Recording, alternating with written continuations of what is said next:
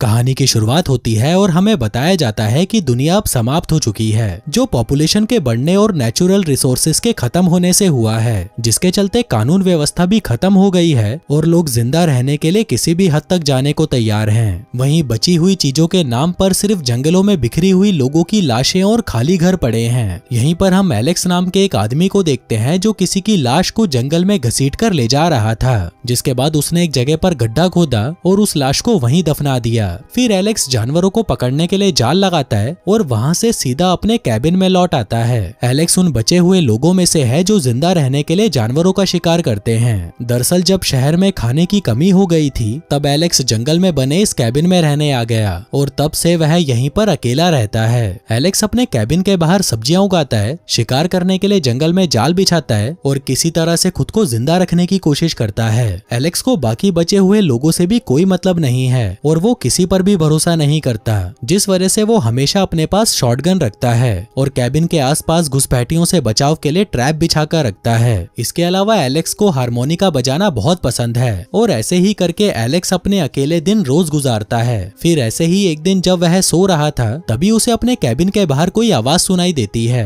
वो बंदूक लेकर बाहर निकलता है और देखता है कि उसके कैबिन के बाहर एक बूढ़ी औरत और एक लड़की खड़ी होती है। एलेक्स उन पर बंदूक तान देता है, लेकिन तभी वो बूढ़ी औरत उसे कहती है कि हम तुम्हारे लिए कोई खतरा नहीं है। दरअसल मैं अपनी बेटी लीसा के साथ खाने और रहने के लिए किसी जगह की तलाश कर रही हूँ। क्या तुम मुझे अपने खेत का कुछ हिस्सा और रहने के लिए जगह दे सकते हो, जिसके बदले में मैं तुम्हें अपने गहने और कुछ बीज दे सकती हूँ। लेकिन एलेक्स को उन पर भरोसा नहीं होता और वो उन्हें यहाँ पर रखकर रिस्क नहीं लेना चाहता था, इसलिए वो उन्हें मना कर देता है। तभी बूढ़ी औरत उसे कहती है कि अगर तुम आज हमें यहाँ पर रहने देते हो तो तुम मेरी बेटी लीसा के साथ इंटीमेट हो सकते हो। तभी एलेक्स थोड़ा सोचने के बाद मान जाता है। वह सोचता है कि एक ही दिन की बात है और कितने सालों बाद मुझे एक लड़की के साथ इंटीमेट होने का मौका मिल रहा है, इसलिए वो उन्हें घर के अंदर आने देता है। फिर वो उनसे पूछता है कि तुम्हारे साथ कोई और भी है क्या। बूढ़ी औरत कहती है कि नहीं, हम दोनों काफी दूर से सिर्फ खाने और रहने की जगह ढूंढते ढूंढते यहाँ पर आए हैं। आगे वो उन्हें खाने के लिए देता है। वहीं बूढ़ी औरत और लीसा बहुत ज्यादा भूखी थी तो वह जल्दी जल्दी खाने लगती हैं। फिर खाना खाने के बाद एलेक्स बूढ़ी औरत को दूसरे कमरे में बंद कर देता है, लेकिन इससे पहले वो औरत उसे कहती है कि बस इस बात का ध्यान रखना कि लीसा प्रेग्नेंट ना हो जाए। जिसके बाद एलेक्स लीसा के पास आता है और उसके साथ पूरी रात इंटीमेट होता है। फिर अगली सुबह जब लीसा बाथरूम जाती है तभी वो बूढ़ी औरत एलेक्स को कहती है कि शायद लीसा तुमसे प्यार करने लगी है और तुम भी अपनी लाइफ में अकेले हो। अच्छा रहेगा कि तुम हमें भी यहाँ पर रहने दो, हम काम में तुम्हारा हाथ बटाएंगे और तुम्हें रोज लीसा के साथ इंटीमेट होने के लिए भी मिलेगा।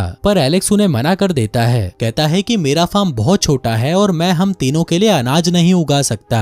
बूढ़ी औरत कहती है कि हम फार्म को बड़ा कर देंगे, लेकिन एलेक्स उसे मना कर देता है और लीसा के बाथरूम से बाहर आने के बाद उन्हें वहां से जाने के लिए कहता है। तभी बूढ़ी औरत अपना सामान लेकर बाहर चली जाती है, लेकिन वहीं लीसा साबुन और रेजर लेकर एलेक्स के पास आती है और प्यार से उसकी दाढ़ी पर साबुन लगाकर उसकी शेव करने लगती है। दरअसल लीसा उसे ये दिखाना चाहती थी कि एलेक्स को उसकी जरूरत है और वह सारे काम खुद नहीं कर सकता।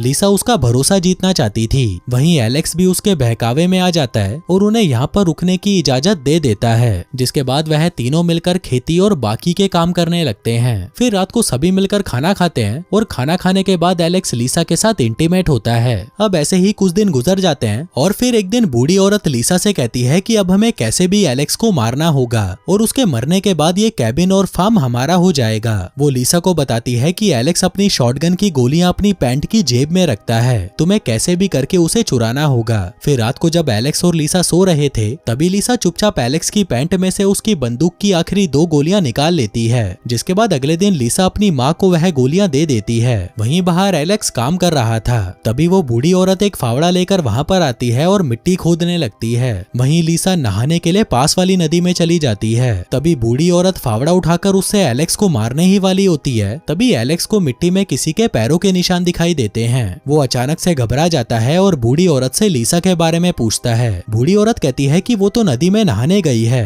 तभी एलेक्स शॉटगन लेकर नदी की ओर भागता है और उसके पीछे पीछे बूढ़ी औरत भी आती है। वहीं जिस नदी में लीसा नहा रही थी वहाँ एक आदमी अचानक से लीसा को दबोच लेता है और उसका मुंह बंद कर देता है, जिसके बाद वो उसे गन पॉइंट पर रखकर जबरदस्ती अपने साथ ले जाता है। दूसरी तरफ जब एलेक्स और वो बूढ़ी औरत नदी के पास आते हैं तो वह देखते हैं कि वहाँ पर लीसा तो है ही नहीं। तभी एलेक्स जोर जोर से आवाज लगाते हुए लीसा को ढूंढने लगता है और उसके पैरों के निशान का पीछा करते हुए झाड़ियों तक पहुंचता है। फिर वो अपनी बंदूक में गोली डालने के लिए जैसे ही जेब में हाथ डालता है, वो देखता है कि उसकी जेब में कोई गोली नहीं होती, जिससे वह परेशान हो जाता है। उधर वो आदमी लिसा के साथ झाड़ियों में छुपा होता है और मौका देखकर दूर से ही एलेक्स को गोली मार देता है। तभी वो गोली एलेक्स के पेट में लगती है और वो वहीं पर गिर जाता है। अब वो आदमी एलेक्स को मारने के लिए उसके पास आता है, लेकिन तभी एलेक्स अपना चाकू निकालकर उसका गला काट देता है और उस आदमी की वहीं पर मौत हो जाती है। आगे लिसा और बूढ़ी औरत मिलकर एलेक्स को कैबिन में लेकर आती हैं, जिसके बाद वो दोनों उसके पेट में से गोलियां निकालती हैं और उसके घाव को साफ कर कर उस पर पट्टी बांध देती हैं, जिस दौरान एलेक्स को बहुत दर्द हो रहा था। लेकिन तभी एलेक्स उन दोनों पर बंदूक तान देता है और उन्हें दूसरे कमरे में सोने के लिए कहता है, क्योंकि उसे पता चल चुका था कि इन दोनों ने ही मिलकर उसकी बंदूक में से गोलियां निकाली थी।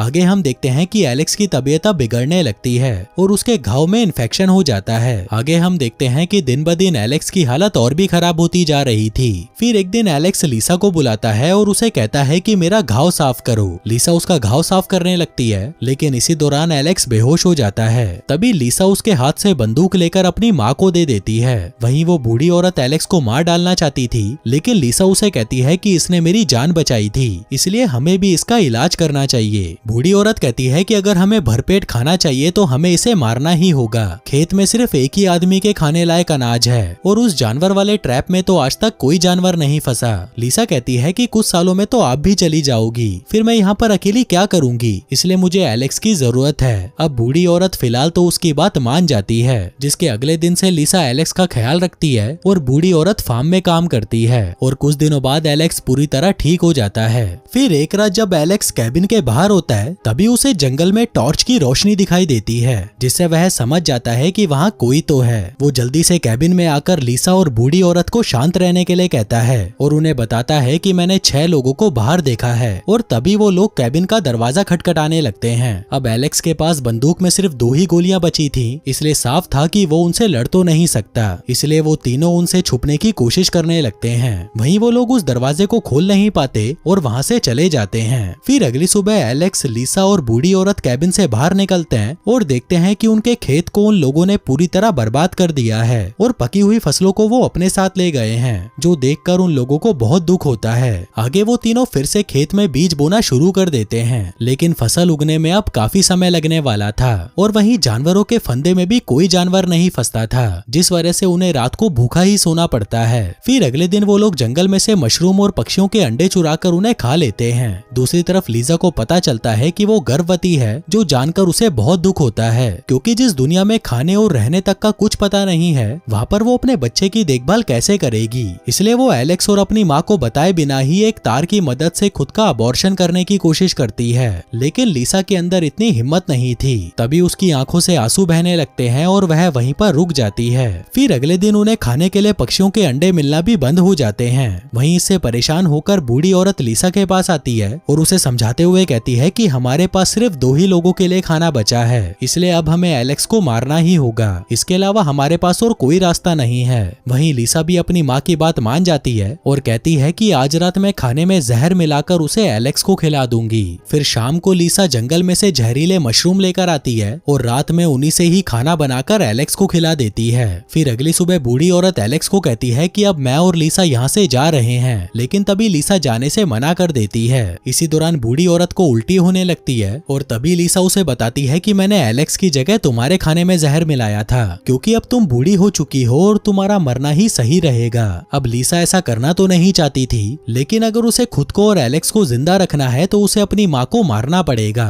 वहीं बूढ़ी औरत को पता होता है कि वो कुछ ही देर में मर जाएगी, इसलिए वह अपनी मौत को स्वीकार कर लेती है और एलेक्स के साथ जंगल में चली जाती है। वो उसे कहती है कि तुम मेरी कलाई काट दो ताकि मरते वक्त मुझे ज्यादा दर्द ना हो, और हाँ, मेरे मरने के बाद मुझे यहीं दफना देना। वहीं एलेक्स भी ऐसा ही करता है और उसकी कलाई काट देता है और फिर उसके मरने के बाद वो उसकी बॉडी को वहीं पर दफना देता है। जिसके बाद जब वह अपने कैबिन की तरफ वापस जा रहा था, तभी वो देखता है कि उसके लगाए हुए फंदे में 2 खरगोश फंसे हुए हैं, जो कि 3 लोगों के खाने के लिए काफी थे। एलेक्स सोचता है कि अगर लिसा ने अपनी माँ को नहीं मारा होता तो आज रात को वो भी ये खाना खा पाती। जिसके बाद वो उन खरगोशों को लेकर कैबिन में आ जाता है। आगे जब वह उनको पकाने की तैयारी कर रहे थे, तभी एलेक्स लिसा को अपने भाई के बारे में बताने लगता है। वो उसे बताता है कि मैं अपने भाई के साथ इस कैबिन में पिछले 7 सालों से रहता आ रहा था। मैं और मेरा भाई कैंप से खाना चुराया जाया करते थे। लेकिन एक दिन खाना चुराकर भागते समय एक लड़की ने हमें देख लिया। वहीं मेरा भाई खुद को रोक नहीं पाया और वो उस लड़की के साथ वहीं पर इंटीमेट होने लगा। लेकिन तभी कैंप के गार्ड्स वहाँ पर आ गए और हम दोनों वहाँ से भागने लगे, पर मेरा भाई भागते हुए नीचे गिर गया। मुझे लगा कि हम दोनों अब नहीं बच पाएंगे, इसलिए मैंने अपने भाई की एड़ी काट दी और उसे मरने के लिए वहीं छोड़ दिया, क्योंकि जो काम मेरे भाई ने किया उसके साथ वही होना चाहिए था, और अगर मैं ऐसा नहीं करता तो हम दोनों पकड़े जाते। तभी एलेक्स लिसा को कहता है कि तुमने अपनी माँ को जहर देकर सही किया, क्योंकि कभी कभी हमें अपनी जान बचाने के लिए मुश्किल फैसले लेने पड़ते हैं। तभी लिसा एलेक्स का हाथ अपने पेट पर रखती है और उसे बताती है कि मैं माँ बनने वाली हूँ। अगले दिन एलेक्स कैबिन के बाहर बैठकर रो रहा होता है, क्योंकि उसने कभी नहीं सोचा था कि वह लिसा से प्यार करने लगेगा और उनका एक बच्चा होगा। जिसके बाद वो दोनों खाने की तलाश में जंगल की तरफ जाने लगते हैं। आगे जब वह खाना लेकर कैबिन की तरफ लौट रहे थे, तभी उन्हें वहाँ पर वही लोग दिखाई देते हैं। वो लोग कैबिन के अंदर उन्हें ही ढूंढ रहे थे।